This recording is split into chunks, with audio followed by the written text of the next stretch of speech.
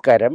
വീണ്ടും മണിപ്പേച്ച് Malayalam YouTube channel വഴി നിങ്ങളൊക്കെ കാണുന്നതിൽ എനിക്ക് വളരെ സന്തോഷം. ഇന്ന് എല്ലാവർക്കും എൻ്റെ സാർബിലും എൻ്റെ ടീം മെമ്പേഴ്സ് സാർബിലും എല്ലാവർക്കും വിഷു ആശംസകൾ.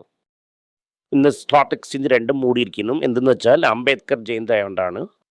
ഇത് കാരണം വിഷ്ണു കുറച്ച് ചോദ്യങ്ങൾ എടുത്തിട്ട് വന്നിട്ടുണ്ട്.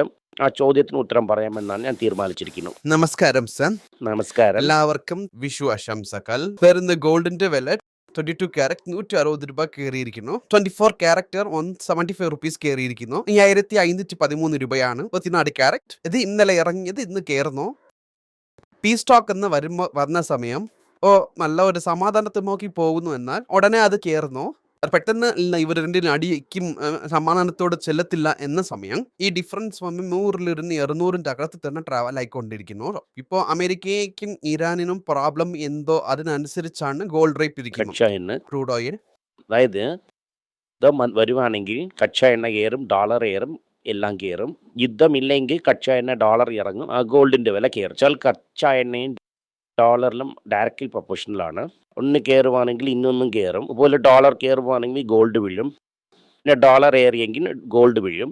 അക്ഷയനെ ഡോളറിനെ അഫക്റ്റ് ചെയ്യുന്ന കാരണം ഡോളറിന്റെ മൂവ്മെന്റ് ഗോൾഡിനെ അഫക്റ്റ് ചെയ്യുന്നു കണക്ഷൻ. ഇനി കമ്മിങ് ഡേയ്സിൽ ഈ ഗോൾഡിന്റെ പ്രൈസ് എങ്ങനെ ഇരിക്കും തയ്യാറല്ലേ സർ? ഇപ്പൊ 15,500 ഇരിക്കുന്നു. 15,500 പിന്നെ ടാക്സ് ഒക്കെ ഇടണല്ലേ. സോ കിട്ട് വരുമ്പം 800 രൂപ കുറഞ്ഞിരിക്കുന്നു. ഈ ഓപ്പർച്യൂണിറ്റി യൂസ് ചെയ്ത് അകത്ത് എൻ്റർ ആവണോ? ട്രേഡർ എന്ന് പറഞ്ഞാൽ ഒരു കാര്യം, ലോങ് ടേം ഇൻവെസ്റ്റർ എന്ന് പറഞ്ഞാൽ ഇന്നൊരു കാര്യം. ട്രേഡ് ചെയ്യുന്നു എന്ന് വെച്ചോ, ക്വിക്ക് റിട്ടേൺ വേണ്ടി നിങ്ങൾ ട്രൈ ചെയ്യുന്നു. എന്നിട്ട് ഗാംബ്ലിംഗ് സൂതാട്ടമാണ്.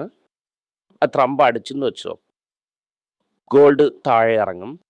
ഇല്ലെങ്കിൽ ട്രംപ് ഇല്ല, പീസ് ട്രീറ്റി സൈൻ ചെയ്യാമെന്ന് ഗോൾഡ് കയറും. നിങ്ങൾ ട്രംപിൻ്റെ ബിഹേവിയറിൻ്റെ മുകളിലാണ് നിങ്ങൾ ഗാംബ്ലിംഗ് വയ്ക്കുന്നത്. അവർ എന്ത് ചെയ്യാൻ പോകുന്നു എന്ന് അറിയുന്നില്ല. ഞാൻ പ്രശ്നമുണ്ടാക്കി. പിന്നെ ഇന്നലെ Iran is coming for peace എന്ന് പറയുന്നു. ഇറാൻ ഒരു പീസിനും വന്നില്ല. കാരണം തിരികെ ഒരു 4 ദിവസം ഇങ്ങനെ നടക്കും. ഇതൊരു കോമഡിയായി തന്നെ പോകും. കാരണം ഒരു ഡയറക്ഷൻ ഇല്ല. ഇത് നമുക്ക് ഷോർട്ട് ടേം എന്നൊന്നും പറയാൻ പറ്റില്ല. ലോങ് ടേമിന് ഗോൾഡ് ഇൻവെസ്റ്റ് ചെയ്യാൻ പോകുന്നു. ഇവിടെ നിന്ന് ഒരു 7-8 വർഷം നിങ്ങൾ വിൽക്കില്ല. ചെയ്യുവാണെങ്കിൽ ഗോൾഡിൽ ഇതിൽ എൻ്റർ ചെയ്യുന്നത് ഒരു നല്ലൊരു ഓപ്പർച്യൂണിറ്റി. ഇതിനെ നോക്കിക്കൊണ്ടിരിക്കണം ഞങ്ങൾ എല്ലാവരും. ഒരു സൈഡ് ലോങ് ടേം ഇൻവെസ്റ്റർ, ഒരു സൈഡ് ട്രേഡർ ആണ് സർ. ഞങ്ങളെ പാട്ടിൽ ഒരു 2 ഗ്രാം 3 ഗ്രാം കോയിൻ വാങ്ങി വെക്കുമെങ്കിൽ അതിന്റെ പാട്ടിലിരിക്കും. അത് വന്ന് ലോങ് ടേം ഇൻവെസ്റ്റർ. ഗോൾഡ് ബേസിന് വാങ്ങി വെക്കുവാണെങ്കിൽ 150 രൂപയ്ക്ക് വാങ്ങി 130 രൂപയ്ക്ക് വാങ്ങി 50 ചെല്ലുവാണെങ്കിൽ അതിന് കൊടുത്തോണ്ട്. ഗോൾഡ് ബീസിൽ എന്ത് പ്രോബ്ലം എന്ന് ഞാൻ പറയാം. ഗോൾഡ് ബീസ് ചെയ്യുന്ന എന്ന് എനിക്ക് അറിയത്തില്ല. HDFC ചെയ്യുന്നു. എന്ത് ചെയ്യുന്നു എന്നാൽ 50% തന്നെ ഫിസിക്കൽ ഗോൾഡ് വച്ചിരിക്കുന്നു. എന്നൊക്കെ ഫ്യൂച്ചേഴ്സിലാണ് അവർ കളിക്കുന്നു. ഗോൾഡ് ബീസ് ഈ റെഗുലേഷൻ ചേഞ്ച് ചെയ്തതിൻ്റെ ശേഷം ഗോൾഡ് ബീസ് 100% ഗോൾഡാ എന്ന് നിങ്ങൾ വെരിഫൈ ചെയ്യണം. അങ്ങനെ ഇരിക്കുന്ന ഇല്ലയെന്ന് എനിക്ക് അറിയുന്നില്ല. ആ ഇൻഫർമേഷൻ ഒന്നും കിട്ടിയില്ല. ഇത് തന്നെ നമുക്ക് പറയാൻ പറ്റൂല. തീർച്ചയായിട്ട് ഡിസിഷൻ മാറ്റിയിരിക്കുന്നു.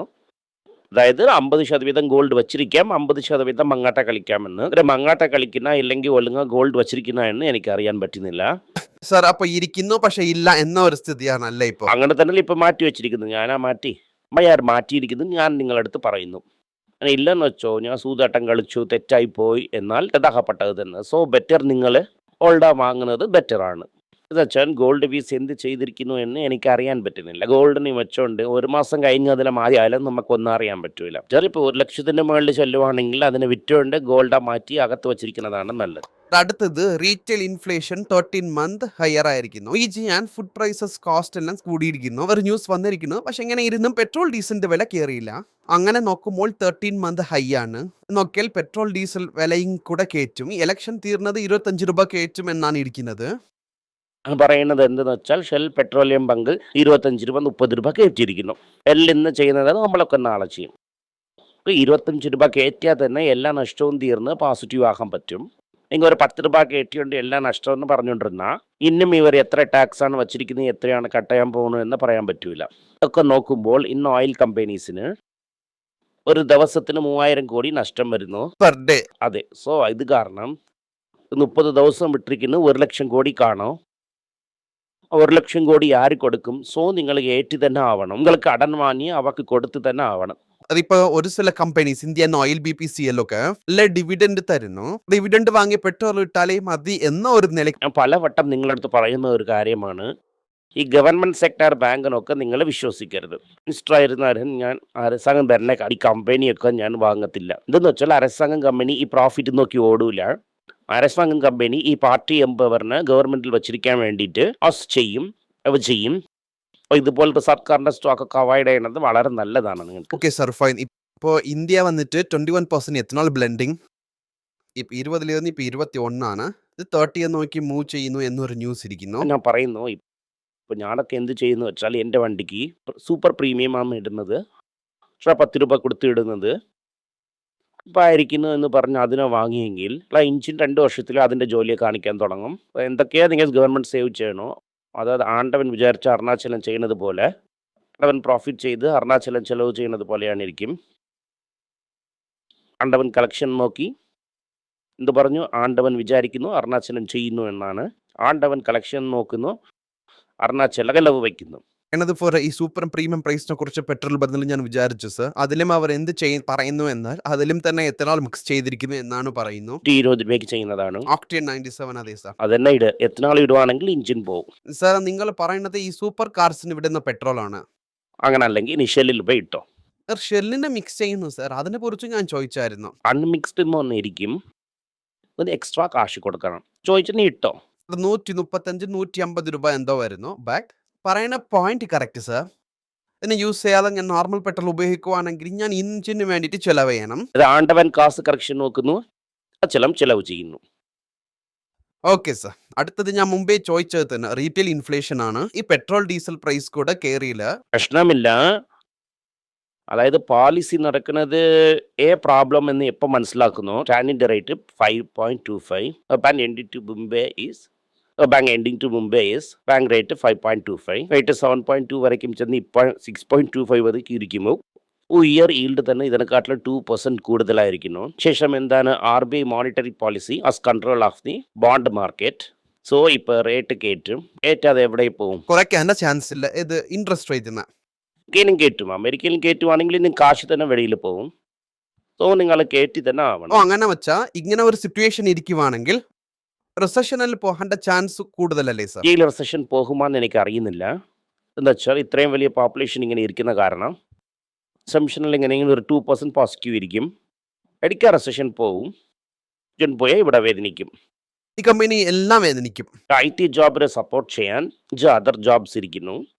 IT ജോലി പോയാൽ 5 ജോലി പോകും. ഇപ്പൊ IPO മാർക്കറ്റിൽ ഒരു 3 ലക്ഷം കോടി രൂപയ്ക്ക് IPO ഇത് കാര്യങ്ങൾ വന്നിട്ട് പൈപ്പ് ലൈനിലാണ് ഇരിക്കുന്നു.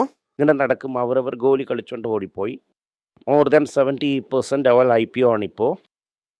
സോ നിങ്ങളെ തലയിൽ തൊപ്പിയിടാമെന്ന് നോക്കിയാൽ നിങ്ങൾ രക്ഷപ്പെട്ടു ഓടി. ജിയോ NSE ഒക്കെ ആലയം നിൽക്കുന്നു അല്ലേ? അതൊക്കെ ഇവിടെ യാരതിമ്മ എന്ത് ഇതിൽ തൊപ്പിയിടുന്നു. ആ തൊപ്പീനെ വാങ്ങി നീ ഇടുന്നോ ഇല്ലയോ എന്നതാണ് ഇവിടുത്തെ കാര്യം. എന്നാൽ ഈ IPO അകത്ത് വരാൻ തന്നെയല്ലോ ചെയ്യും. ഇപ്പൊ വരുന്നില്ലെങ്കിൽ 1 വർഷം കഴിച്ചു വരാമല്ലോ. അതിനുവേണ്ടി വെയിറ്റ് ചെയ്യുമല്ലേ? ടാറ്റ സൺസ് വന്ന് ലെയർ MDFCയാവേ ഇരുമ സ്റ്റിങ് പ്രോബ്ലത്തിൽ നിന്ന് രക്ഷപ്പെടാം ന്യൂസ് ഇരിക്കുമല്ലേ സർ? മോണത് RBI അറിയി കൊടുത്തത് ഡൊനേഷൻ കൊടുക്കാൻ റെഡിയാ ഇല്ല എന്ന് പറയും. ഇവിടുത്തെ ചോദ്യം കൂടെ ഡൊനേഷൻ കൊടുക്കുകയാണെങ്കിൽ RBI വിടും. ഡൊനേഷൻ ഇല്ല RBI ലിസ്റ്റ് ചെയ്യും. ഇന്ന് മുഖ്യ വാർത്ത LICയെ കുറിച്ചാണ്. സ്റ്റോൺ ബോണസ് അനൗൺസ് ചെയ്തിരിക്കുന്നത് സർ. അതായത് ഇത് എന്തെന്ന് വെച്ചാൽ കഴിഞ്ഞു പോണത് ഓർത്തില്ല. താണി ഇരിക്കുന്നു IPOയിൽ ഇന്ന് എന്താണ് വരാ IPO പ്രൈസ് ഇന്ന് വரைக்கும் IPO കഴിഞ്ഞില്ല. ഒന്നും പറയണ്ട സർ, അത് കഴിഞ്ഞു.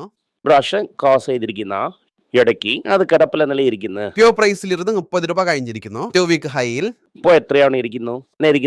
IPO പ്രൈസിൽ ഇരുന്ന് 150 രൂപ കുറഞ്ഞിരിക്കുന്നു. കിടപ്പിലായ കീഴിലിരിക്കുന്ന ആവശ്യം ഇരിക്കുന്നല്ലേ കാശിന്റെ ബഡ്ജറ്റ് അൺസ്ട്രെയിൻഡ് ആയിരിക്കുന്നല്ലേ. അവിടെ 1:1 ബോണസ് കൊടുക്കുവാണെങ്കിൽ നമ്പർ ഓഫ് ഷെയർ കയറുമല്ലേ.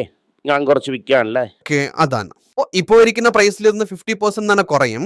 ഷെയർ കിട്ടും. ഷെയറിനെ കുറച്ച് വിൽക്കും. ഇന്നും വില കുറയും.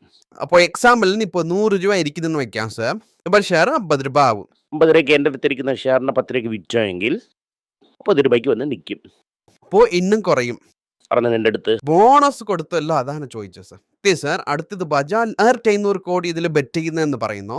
കാരണം വെച്ചാൽ എന്ത് ഇൻഷുറൻസ് ഇടുന്ന ഇൻഷുറൻസ് അല്ല, non hospital centric care model. ഞാൻ ഇൻഷുറൻസ് വച്ചിരിക്കുന്നു. ഹോസ്പിറ്റലിൽ നിന്ന് ഞാൻ ഹോസ്പിറ്റൽ കെട്ടൂല, ക്ലിനിക്കൊക്കെ കെട്ടി സർജറി ഒക്കെ ചെയ്യും. അത് ഇൻഷുറൻസിന് പ്ലസ്. അവിടെ ചെല്ലുവാണെങ്കിൽ ഇൻഷുറൻസ് ക്ലെയിം ഇന്നും ഈസി എന്നതുപോലെ ആവും അല്ലേ? അതുപോലെ തന്നെ ഇത് TVS വന്നിട്ട് എത്തനോൾ മൊബിലിറ്റി ഫ്ലെക്സ് ഫ്യൂവലിൽ വണ്ടി വിടാൻ പോകുന്നു എന്ന് പറയുന്നു. എന്ത് വേണമെങ്കിലും ചെയ്യ് ബോസ്. മൊത്തത്തിൽ എത്തനോൾ ഇടുവാണെങ്കിൽ നിന്റെ ഇഞ്ചിന് നിന്റെ കയ്യിലില്ല. ഇതിന് തക്കതമായിട്ട് ഞങ്ങൾ വണ്ടീനെ ഫ്ലെക്സ് ഫ്യൂവലിൽ വിട്ടാ അങ്ങ് നീ വണ്ടീനെ വാങ്ങി തറയി വെച്ചിരിക്കും. എന്നിട്ട് അത് കാലിയായ നീ എന്ത് ചെയ്യും? പിന്നെ ഗാലി ചെയ്തതിന് പുതുവണ്ടി വാങ്ങും എന്ന കാരണത്താൽ ഇപ്പൊ 8 നാളിൽ ഇൻക്രീസ് ചെയ്യുന്നു അല്ലേ സാർ? ഒരേ കല്ലിൽ രണ്ട് മാങ്ങ. ബട്ട് ഒരേ എന്തെന്ന് വെച്ചാൽ കോസ്റ്റും കുറയുന്നു. എൻ്റെ മുതലാളിക്ക് പുതു വണ്ടി വാങ്ങാൻ ഒരു അവസരവും കൊടുക്കുന്നു. അർക്കിത്ര നാളെ താളെ ഇട്ടാലും വേണ്ട സ്റ്റോക്ക് എന്ന് പറഞ്ഞ് കേട്ടുവാണെങ്കിൽ എനിക്ക് ക്ഷമയോടെ കാത്തിരിക്കാം. ഈ സ്റ്റോക്ക് ഫെയിലാവും. ഇറക്കുന്ന സമയം നമുക്ക് നോക്കാം. ആരും വെപ്രാളപ്പെടേണ്ട. നന്ദി, നമസ്കാരം. എല്ലാവർക്കും നമസ്കാരം. കൊച്ചുങ്ങളുടെ financial literacy book money for nothing എന്ന ഒരു 2ാമത് പാർട്ട് ചെക്ക് എങ്ങനെയാണ് ഫില്ല് ചെയ്യണം, ഈ ഡെപ്പോസിറ്റ് ബില്ലൊക്കെ എങ്ങനെയാണ് ഫില്ല് ചെയ്യണം, ആശയം എങ്ങനെയാണ് എവോൾവ് ആയി വന്നു, ബാർട്ടറിൽ ഇരുന്ന് ഡിമോണിറ്ററൈസേഷൻ വരെയുള്ള കാര്യങ്ങളൊക്കെ കവർ ചെയ്തിട്ടുണ്ട് ഇതിൽ. ഇത് 10 മുതൽ 12 വയസ്സ് വരെയുള്ള കൊച്ചുങ്ങൾക്ക് ഇത് വളരെ യൂസ്ഫുൾ ആയിട്ടിരിക്കും. ഈ ബുക്കിന് ഇപ്പോൾ ഒരു സ്പെഷ്യൽ പ്രൈസിൽ 450 രൂപയ്ക്കാളെ കൊടുക്കുന്നു. നിങ്ങൾ ഇതിന് യൂസ് ചെയ്യാം. honeypage.com വെബ്സൈറ്റിനെ സബ്സ്ക്രൈബ് ചെയ്യാം. ഒരാഴ്ചയ്ക്ക് 4 പ്രീമിയം ആർട്ടിക്കിളും ഈ ആർട്ടിക്കിൾസ് ഒരു 10 15 ഇടുന്നു. ഇത് സബ്സ്ക്രിപ്ഷൻ മൂലം നിങ്ങൾ ഇതിനെ ഉപയോഗിക്കാം. ഒരു മാസത്തിന് വെറും 99 രൂപ മാത്രമാണ്. ഞാൻ പറയുന്ന കോൺസെപ്റ്റ്സിനൊക്കെ വളരെ എക്സ്പ്ലെയിൻ ചെയ്ത് നിങ്ങൾക്ക് മനസ്സിലാവുന്ന രീതിക്കാണ് ഇതിൽ ഇടുന്നത്. ഇത് നിങ്ങൾ വായിക്കുവാണെങ്കിൽ നിങ്ങൾക്ക് ഒരുപാട് പ്രയോജനം ഉണ്ടാകും. നന്ദി, നമസ്കാരം.